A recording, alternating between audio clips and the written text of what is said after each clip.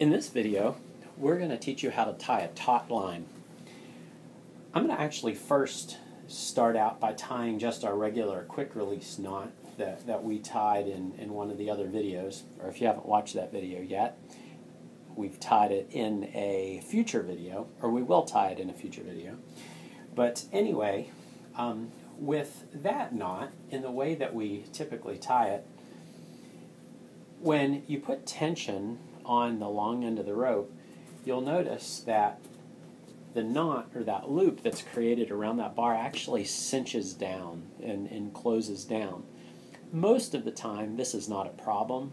However, in certain instances, we may want to maintain the length of rope, or maintain the tension on this side of the line, and we don't want this to slide down.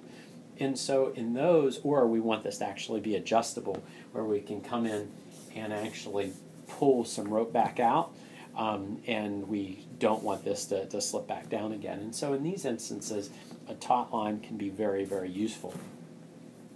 So we're going to start out with our bar, and we're using the chair handle as an example of the bar. So we're going to take our rope, we're going to pass it over top of the bar, and that's what you sort of have after you do that. So we have that sort of backward 4 configuration. This is the long end of the rope over here, and here's the short end of the rope. What we're going to do is we're going to pass the short end of the rope over top of the long end, and we're actually going to do that. We're going to wrap this around this little leg right here 2 or 3 times. What this does is this creates just a little bit more friction in this part of the rope, and will keep that from that loop from tightening down and cinching down along the bar. So we've passed that around 2 or 3 times. Now we're going to go down, we're going to pull this down, and you can go over top like this, or you can go under like this. I usually keep going the same way. And then we're going to take this end, and we're going to pass it through this loop. Now you can make this into a quick release, but for the simplicity of this demonstration, I'm not going to make it into a quick release right now, and I'm just going to take this end and pass it right through there, and we'll cinch this knot down so it's nice and tight. And then when I put tension on this part of the rope, this long end of the rope, hopefully you can, it's hard to know how much tension I'm putting on it, so you'll have to just take my word for it in this video, but this is not cinching down.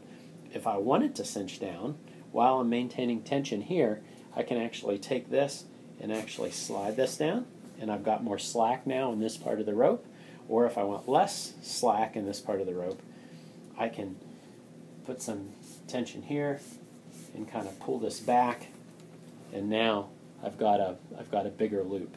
This can be very useful for staking out your tent.